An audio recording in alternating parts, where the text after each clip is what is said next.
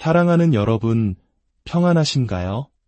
분주하고 때로는 험난한 우리의 삶 속에서 결코 변하지 않고 우리를 굳건히 붙들어주는 단 하나의 진리가 있다면 무엇일까요?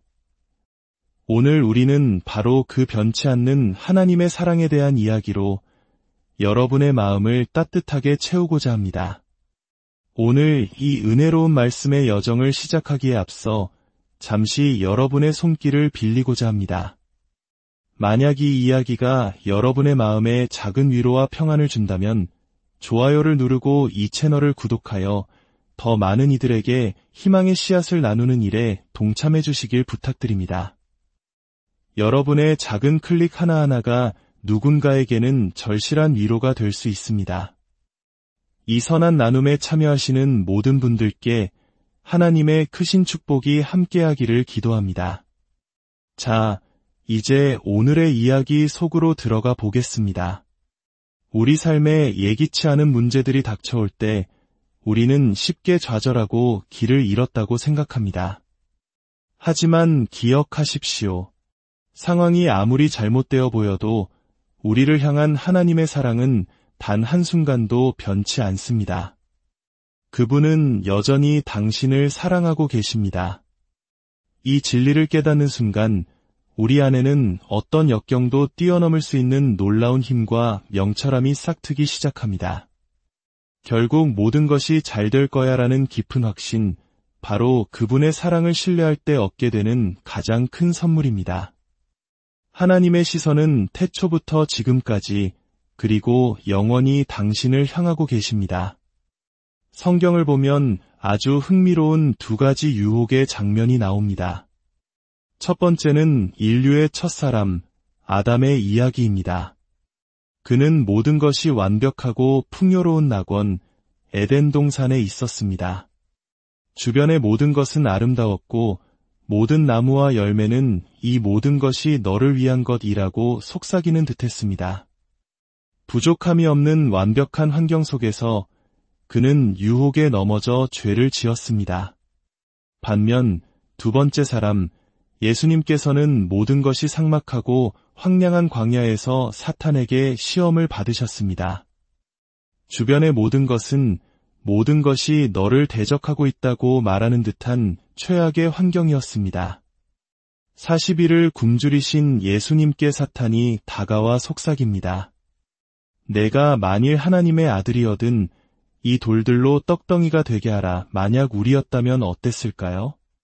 아마 잠시 망설이거나 하나님의 말씀도 중요하지만 일단 먹고 봐야 하지 않겠나 하며 타협했을지도 모릅니다. 하지만 예수님께서는 한치의 망설임도 없이 대답하셨습니다. 기록되었으되 사람이 떡으로만 살 것이 아니요 하나님의 입으로부터 나오는 모든 말씀으로 살 것이라 하였느니라. 아멘. 예수님은 하나님의 말씀을 정확히 알고 계셨고 그 말씀을 온전히 신뢰하셨습니다. 그분의 마음은 하나님의 말씀으로 가득 차 있었습니다. 성경은 오늘날 우리에게도 바로 그 그리스도의 마음을 주셨다고 약속합니다. 우리 모두 함께 고백해 볼까요? 나는 그리스도의 마음을 가졌습니다. 사도 바울의 시대를 생각해 보십시오. 지금처럼 녹음기도, 이메일도, 스마트폰도 없던 시절입니다. 일정을 기록해 알려주는 디지털 플래너 같은 것은 상상도 할 수 없었죠. 하지만 바울은 수년 전 디모데에게 했던 예언들을 정확하게 기억했습니다. 그리고 디모데에게 편지를 써서 다시 한번 상기시켜줍니다. 아들 디모데야, 내가 내게 이 교훈으로서 명하노니 전에 너를 지도한 예언을 따라 그것으로 선한 싸움을 싸우라. 내가 내게 안수할 때 너에게 했던 그 예언들을 기억하여라. 그 예언의 말씀을 붙들고 마귀에 대항하는 선한 싸움에서 승리하여라. 상상이 되시나요? 만약 디모데가 오늘날 우리 같았다면 바울에게 다시 편지를 보내 목사님, 죄송한데 그때 하셨던 예언이 잘 기억나지 않으니 다시 한번 알려주시겠어요? 라고 했을지도 모릅니다. 하지만 그 시대의 사람들은 달랐습니다. 그들의 기억력은 놀라웠습니다. 우리는 무언가를 기억하기 위해 여러 가지 기술을 동원합니다. 사람의 이름을 외우기 위해 그 사람의 특징과 우스꽝스러운 이미지를 연결짓기도 하죠. 이것이 세상적인, 인간적인 방법입니다. 나쁜 것은 아니지만 하나님의 방법은 아닙니다. 그렇다면 하나님의 방법은 무엇일까요?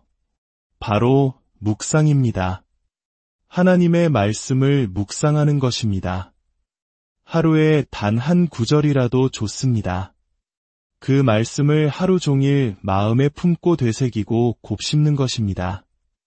운전하며 출근하는 길에도 잠시 쉬는 시간에도 그 말씀을 음미해 보십시오. 성경은 하나님의 말씀이 그것을 발견하는 자에게 생명이 되며 그의 온 육체에 건강이 된다고 약속합니다. 세상적인 경쟁 속에서 스트레스를 받으며 달려가는 것이 아니라 하나님께서 당신을 위해 예비하신 그 길을 걸어가십시오. 그곳에 하나님께서 예비하신 공급하심과 은혜가 있습니다. 그리고 무엇보다 스트레스 없이 평안과 기쁨이 넘치는 삶을 살게 될 것입니다. 이것이 바로 하나님의 방식입니다. 하나님께서 주시는 지혜의 강력한 힘을 보여주는 또 다른 인물이 있습니다. 바로 요셉입니다. 그의 이름은 우리에게도 참 친숙하죠. 그는 형들의 시기로 노예로 팔려가 억울한 누명을 쓰고 감옥에 갇혔습니다. 모든 희망이 사라진 듯한 깊은 절망의 구덩이 속에 있었습니다. 그때 이집트의 왕 파라오가 기이한 꿈을 꾸게 됩니다. 세상의 권력자들도 하나님으로부터 오는 꿈을 꿀 수 있지만 그들은 그 의미를 해석할 능력이 없습니다. 파라오는 하룻밤에 두 가지 꿈을 꿉니다. 첫 번째 꿈에서는 아름답고 살진 7 암소가 풀을 뜯고 있었는데 곧이어 흉측하고 비쩍 마른 7 암소가 나타나 그 살진 소들을 모두 잡아먹었습니다. 그런데 이상하게도 그 마른 소들은 여전히 흉측하고 말라 보였습니다. 나중에 요셉은 이 꿈을 해석하며 다가올 7년의 풍년과 그 뒤를 이을 7년의 흉년을 예언합니다. 그 흉년이 너무나 극심해서 이전에 풍요로웠던 7년은 기억조차 나지 않게 될 것이라고 말이죠. 그것이 마른 소들이 살진 소를 먹고도 여전히 말라 있었던 이유였습니다. 파라오는 이집트의 모든 박사와 현자들을 불렀지만 아무도 그 꿈을 해석하지 못했습니다. 그때 2년 전 감옥에서 요셉의 꿈 해석 덕분에 복직했던 술 맡은 관원장이 그를 기억해냅니다. 제가 잊고 있었던 히브리 청년이 있습니다. 그의 해석은 모두 그대로 이루어졌습니다. 왕 앞에 불려나간 요셉은 파라오의 꿈을 명쾌하게 해석했을 뿐만 아니라 지혜로운 대안까지 제시합니다. 왕이시여, 이제 명철하고 지혜 있는 사람을 택하여 이집트 땅을 다스리게 하시고 풍년이 드는 7년 동안 수확의 20%를 거두어 흉년을 대비하소서. 요셉은 자신을 드러내지 않으면서도 지혜롭게 자신을 추천하고 있었습니다. 이것이 바로 하나님이 주시는 지혜입니다. 여기서 명철하다는 히브리어로 빈이며 지혜롭다는 하캄입니다. 당시 구약 성경의 그리스어 번역본인 72역에서는 이 명철을 수네시스라고 번역했는데 이는 사물의 본질을 꿰뚫어보는 통찰력을 의미합니다. 요셉은 세상의 대학에서 배운 지식이 아닌 하나님으로부터 온 신적인 지혜와 통찰력을 가진 사람이었습니다. 파라오의 반응을 보십시오. 이와 같이 하나님의 영에 감동된 사람을 우리가 어찌 찾을 수 있으리요? 하나님이 이 모든 것을 내게 보이셨으니 너와 같이 명철하고 지혜 있는 자가 없도다. 너는 내 집을 다스리라. 내 백성이 다 내 명령에 복종하리니 내가 너보다 높은 것은 내 왕자뿐이니라. 한순간에 노예이자 죄수였던 요셉이 구덩이에서 감옥으로 그리고 마침내 왕궁의 총리가 되었습니다. 지혜는 당신을 가장 낮은 곳에서 가장 높은 곳으로 끌어올릴 것입니다. 아멘. 가장 위대한 지혜는 바로 당신이 하나님의 사랑을 받는 존재임을 아는 것입니다. 아가서에서 신부가 신랑에게 이렇게 고백하는 아름다운 장면이 나옵니다. 당신의 사랑이 포도주보다 나음이니이다. 당시 포도주는 가장 큰 기쁨과 축하, 그리고 풍요를 상징하는 것이었습니다. 즉, 이 고백은 주님의 사랑이 이 세상 그 어떤 즐거움과 풍요로움보다 더 귀하고 좋습니다. 라는 의미입니다. 매일 아침 눈을 뜰 때마다 이 진리를 기억하며 깨어날 수 있기를 축복합니다. 그런데 더 놀라운 것은 이 고백에 대한 주님의 응답입니다. 몇 장 뒤에 신랑이신 주님께서 우리에게 이렇게 말씀하십니다. 나의 누이, 나의 신부야, 내 사랑이 어찌 그리 아름다운지. 내 사랑은 포도주보다 진하구나. 모든 면에서 우리를 초월하시는 주님께서 우리가 드리는 불완전하고 작은 사랑을 보시고 내 사랑이 내게는 포도주보다 더 귀하다고 말씀해 주시는 것입니다. 주님은 언제나 우리의 기대를 뛰어넘으십니다.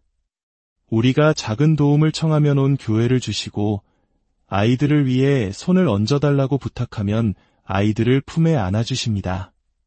주님은 우리의 작은 사랑을 귀하게 여기시고 그것을 통해 영광 받으십니다. 이제 잠시 여러분의 마음을 위해 기도하는 시간을 갖겠습니다. 그리고 주님께 여러분의 간절한 소원을 아뢰는 시간도 가질 것입니다. 자리에서 일어나 두 손을 들어주십시오.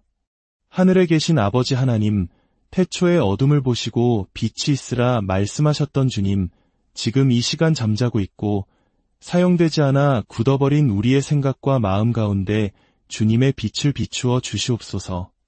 의학적으로는 늙고 쇠약해진다고 말하는 우리의 뇌와 기억력 위에 주님의 회복의 능력을 부어 주시옵소서. 주님께는 불가능이 없음을 믿습니다. 독수리같이 새롭게 하시는 주님의 은혜로 우리의 젊음이 회복되게 하여 주시옵소서. 주 예수 그리스도의 이름으로 명하노니 우리 안에 잠자고 있던 모든 잠재력과 가능성이 깨어날지어다. 부활의 생명이 임할지어다. 세월이 흘러도 우리의 지혜와 명철은 쇠하지 않고 더욱 깊어지게 하옵소서.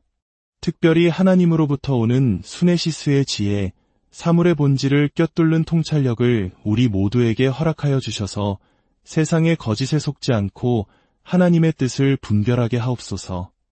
우리를 보는 세상 사람들이 어떻게 저렇게 지혜롭고 명철한 사람을 찾을 수 있을까 감탄하게 하시고 하나님의 지혜가 우리를 통해 드러나게 하옵소서. 이제 여러분의 간절한 기도 제목 3가지를 마음속으로 주님께 아뢰는 시간을 갖겠습니다. 지금 고요히 아버지께 여러분의 첫 번째 소원을 말씀드리십시오. 이제 두 번째 소원을 아뢰십시오.